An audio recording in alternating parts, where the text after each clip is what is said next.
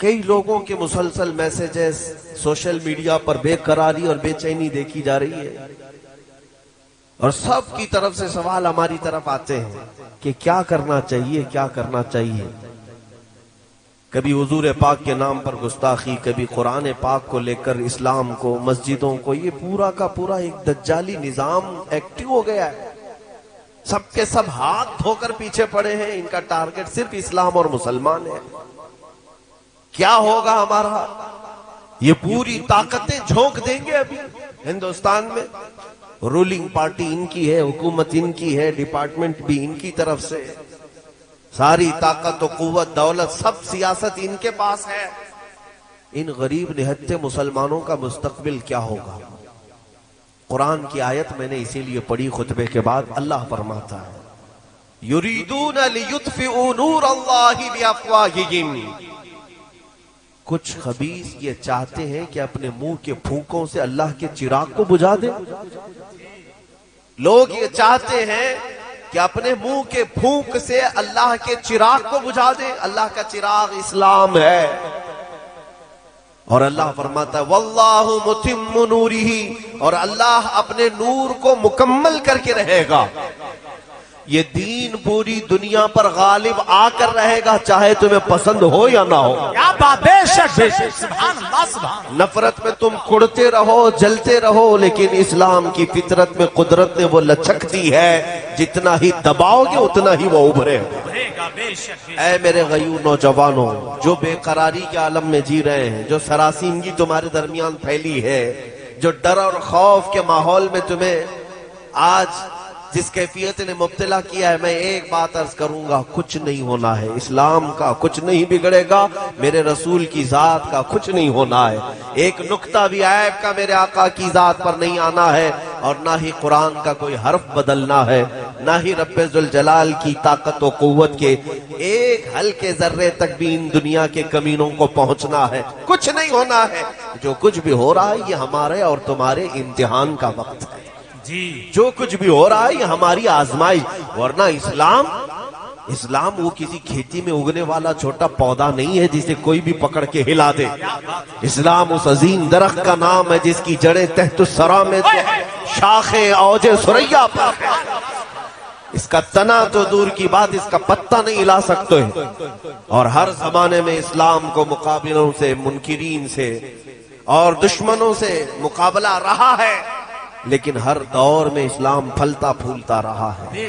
اور آج بھی کان کھول کر کے سن لے وہ ظالم، تم پوری طاقتیں لے کر کے بھی میرے اس دین کا کچھ نہ کر سکو گے۔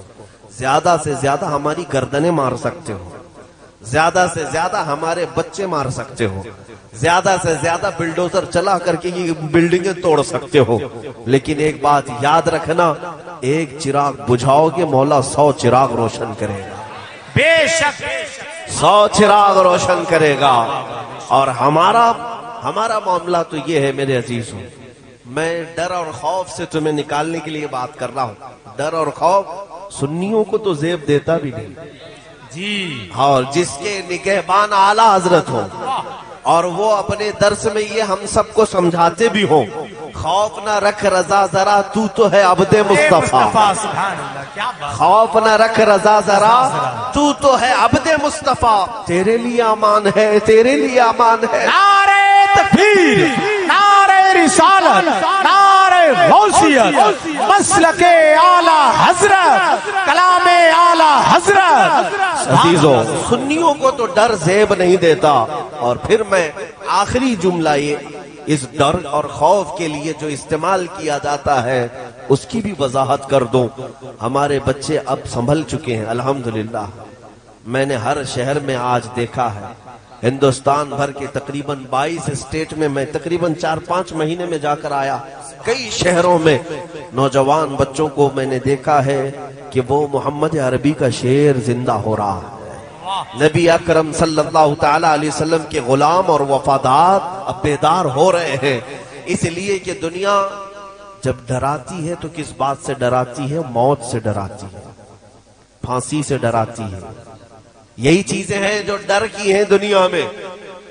اے میرے عزیزوں، کیا آپ نہیں دیکھ رہے ان برساتی کیڑوں کو کبھی مسجدوں کے باہر آ کر تلواریں لہرا کر چاقو چھری دکھا کر ڈرائے، اور مجھے حیرت ہوتی ہے اس قوم کو یہ تلواریں لہرا کر دکھا رہے ہیں جو 1400 سال سے کربلا سنتی آ رہی ہے۔ اللہ اللہ اللہ اللہ، الحمدللہ ہمارا ہر بچہ یہ جانتا ہے۔ تاج الشریعہ، توجہ، تاج الشریعہ، تاج الشریعہ، تاج الشریعہ، تاج الشریعہ، تاج الشریعہ، تاج الشریعہ، تاج الشریعہ، زندہ باد، زندہ باد، اللہ اکبر، بہت اچھا ہے، زندہ باد، سبحان اللہ۔ اب آپ حضرات پوری تقریر سن لے، ہونے کے بعد سب ایک ساتھ نعرے لگیں۔ آپ لوگ نعرے زیادہ لگاتے ہیں اور ظاہر سی بات ہے سنیوں کے یہاں یہ ماحول ہے کہ نعرہ تکبیر اور نعرہ رسالت میں ہمارے ہاں وہ اثر ہے جس کو اقبال نے کہا تھا۔ ہاں بات سچی ہے، وہ ہمارے انہی جوانوں کا نعرہ ہے جس کے لیے اقبال کہا تھا، کفر دم توڑ دے گا ٹوٹی ہوئی شمشیر کے ساتھ، کفر دم توڑ دے گا ٹوٹی ہوئی شمشیر کے ساتھ، گر تم نکل آ جاؤ ایک بار نعرہ تکبیر کے ساتھ۔ ہاں یہ ہمارے نعروں کا اثر ہے۔ میں جو بات عرض کر رہا تھا آپ توجہ سے سن لیں۔ دنیا کے پاس سب سے زیادہ ڈرانے کے لیے جو چیز ہوتی ہے وہ موت ہے۔ تمہاری موت، تمہاری پھانسی، تمہاری سزائے موت، یہی تمام چیزیں ہیں۔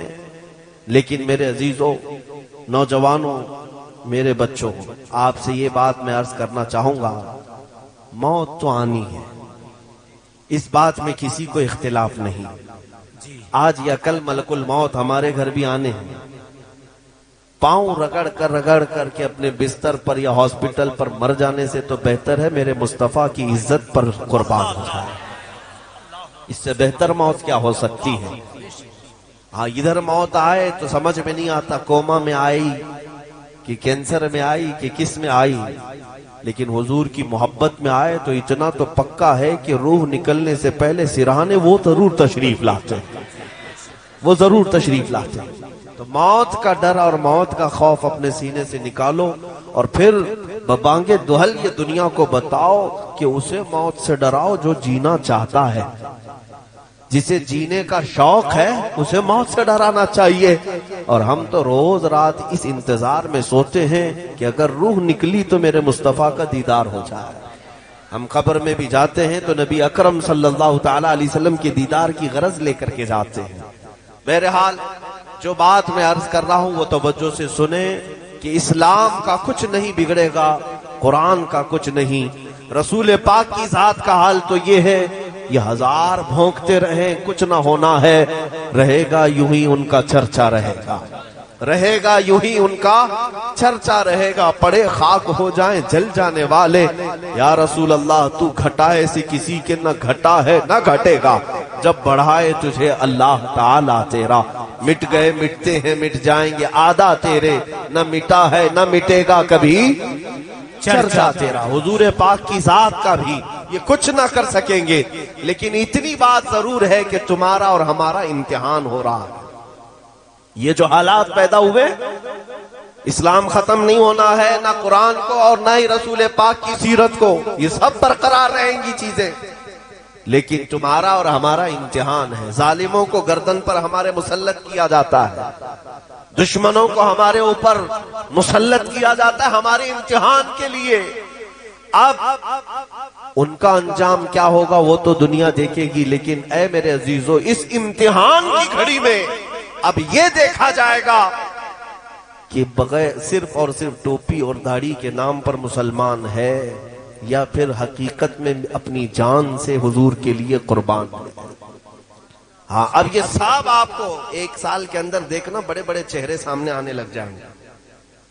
یہ امتحان کی گھڑی اس لیے آئی ہے کہ یہ پتہ لگ جائے کہ اس جماعت میں کتنے کھرے ہیں اور کتنے کھوٹے ہیں۔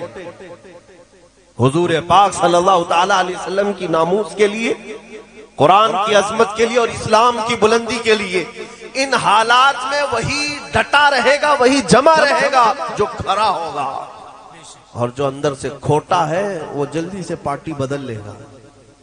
ہاں آج پارٹی بدلنے کا زمانہ ہے، فوراً ادھر گنگوتری میں چلے